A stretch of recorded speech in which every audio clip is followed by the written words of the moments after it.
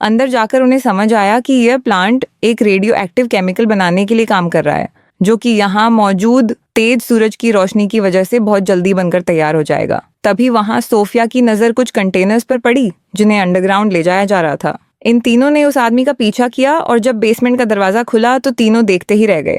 इस बेसमेंट में हजारों टन के हिसाब से रेडियो एक्टिव और जहरीले केमिकल सालों से पड़े हुए थे। कुछ कंटेनर तो दिख रहा है कि लीक भी कर रहे हैं, जो कि जमीन के अंदर रिसते हुए नीचे से बहने वाली नीरजा नदी में मिल रहे होंगे, और इस नदी का पानी माली का पूरा देश पीता है। इसी वजह से ये बीमारी इतनी तेजी से फैल रही है। वहां अल्मोरा और रूडी उस रिपोर्ट को लेकर यूएस एम्बेसी पहुंचे।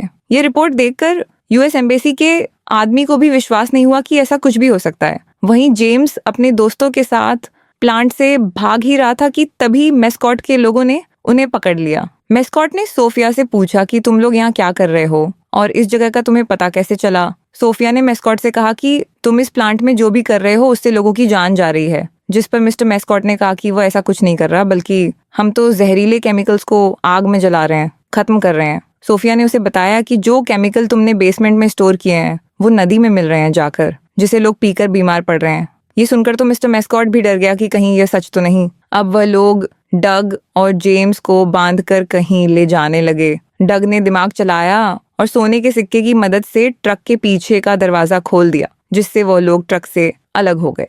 मिस्टर मेस्कॉट जल्द से जल्द काजिम से मिला और जो बात भी सोफिया ने उसे बताई थी, मेस्कॉट ने काजिम को बताई। काजिम ने कहा कि अगर उसे चिंता है तो प्लांट को बेशक बंद कर दे, लेकिन उसके पैसे उसे हर महीने मिलने चाहिए। उसे फर्क नहीं पड़ता लोगों के मरने से। डग और जेम्स अब इस रेगिस्तान में भटक रहे थे। उनके हाथ अभी भी बेड़ियों से ट्रक के दरवाजे से बंधे हैं। ऐसे ही बंधे हुए वह काफी दूर तक चले गए। काफी देर तक चलते चलते वह लोग भी हिम्मत हार चुके थे, लेकिन तभी बीच रास्ते में उन्हें एक टूटा हुआ प्लेन मिला जो क्रैश हो गया था। लेकिन इस प्लेन के टायर अभी भी सही थे।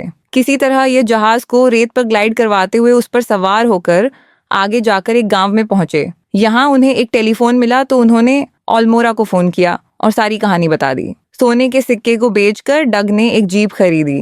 ये जीप लेकर डग और जेम्स पहुंचे गड़िगो के पास और उसके आदमियों से मदद मांगी ताकि वह लोग मिलकर कासिम से लड़ सके। लेकिन गड़िगो के पास इतने आदमी नहीं थे और ना ही काजिम की तरह बड़े बड़े हथियार, इसीलिए गड़गो ने लड़ने से मना कर दिया। लेकिन उसने अपनी गाड़ी उन्हें दे दी जो गड़िगो ने काजिम से खरीदी थी। इस कार को लेकर जेम्स और डग प्लांट पर पहुंचे, लेकिन वहां उन्हें गेट पर ही रोक लिया गया। ये दोनों जबरदस्ती बंदूकों के सहारे अंदर घुस गए और वहां मैस्कॉट को पता चल गया कि कोई तो अंदर घुस चुका है, जिसके बाद वह तुरंत ऊपर वाले हिस्से में चला गया। डग और जेम्स जैसे ही अंदर गए उन्हें देखकर हैरानी हुई कि पूरा प्लांट खाली हो चुका था। तो जेम्स ने कहा कि शायद मैस्कॉट को यकीन हो गया है कि उसकी वजह से लोग मर रहे हैं और ये बात अमेरिका तक पहुंच गई होगी, इसीलिए यह इस प्लांट का नामो निशान खत्म करना चाहते हैं। जेम्स जल्दी से नीचे जाकर वह विस्फोटक ढूंढने गया जिसकी मदद से ये लोग इस प्लांट को उड़ाने की कोशिश कर रहे होंगे।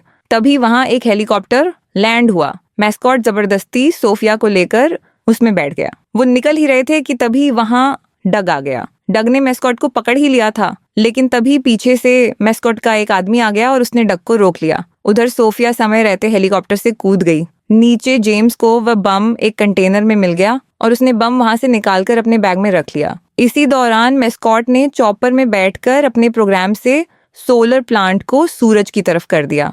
अब सभी सोलर पैनल बहुत तेजी से काम करने लगे, लेकिन जेम्स की काबिलियत की वजह से कोई धमाका नहीं हुआ क्योंकि जेम्स ने बम डिस्कनेक्ट कर ही दिया था। मैस्कॉट को यह देखकर बहुत गुस्सा आया। सोफिया और डग ने मैस्कॉट के आदमी से छुटकारा पाया और फिर ये तीनों कार में बैठकर वहां से निकल गए क्योंकि अभी उन्हें यहाँ से बहुत दूर जाना है। लेकिन तभी कासिम का हेलीकॉप्टर उनका पीछा करने लगा। कासिम उनके ऊपर गोलियां बरसाने लगा।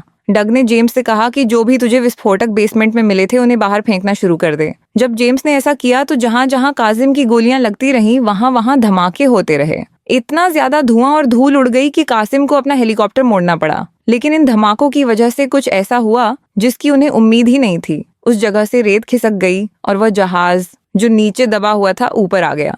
जहाज को देखते ही तीनों उसके अंदर छुप गए, लेकिन कासिम को पता चल गया और वह एक बार फिर से जहाज पर गोलियां चलाने लगा। कासिम के बहुत से लोग वहां पर आ गए और उन्हें चारों तरफ से घेर लिया। जहाज पर हो रहे हमलों से जहाज के अंदर मौजूद कंटेनर्स खुल गए और उनसे सोने के सिक्के बाहर गिरने लगे। ये देखकर डक को यकीन नहीं हुआ कि ये सिक्के अभी भी सही सलामत है। तभी इन लोगों को जहाज के अंदर एक पुरानी तोप मिली जो अभी भी काफी अच्छी हालत में थी। अब वह लोग इस तोप को चलाने की तैयारी में लग गए। जैसे ही कासिम का हेलीकॉप्टर उनके निशाने पर आया, उन्होंने तोप चला दी। हेलीकॉप्टर में जबरदस्त धमाका हुआ जिसमें कासिम मारा गया, जिसके बाद कासिम की पूरी फौज ने सरेंडर भी कर दिया। ये तीनों बाहर आकर पूरी तरह चौंक गए कि इतनी बड़ी फौज ने हमारे आगे सरेंडर क्यों किया। लेकिन तभी उन्होंने पीछे मुड़कर देखा कि घोड़ीगो के आदमी उन्हें हर तरफ से घेर कर खड़े थे। उधर अमेरिका में एक अंडरकवर एजेंट जो कि ये सारी हरकत जान चुका था, उसने जानबूझकर मैस्कॉट की ड्रिंक में वही जहर मिला दिया जो वह माली के लोगों को पिला रहा था, और जल्द ही उसका भी वही हश्र होगा जो उसने लोगों के साथ किया है। आखिर में हम डग और सोफिया को एक साथ देखते हैं। डग ने वह खजाना गॉडगो और उसके लोगों के लिए ही छोड़ दिया था, क्योंकि इस बीमारी में सबसे ज्यादा उनका ही नुकसान हुआ था और उनकी जमीन है, खजाने पर हक भी उनका ही बनता है। वीडियो पसंद आई तो लाइक कर देना, चैनल को सब्सक्राइब कर देना। मिलते हैं अगली वीडियो।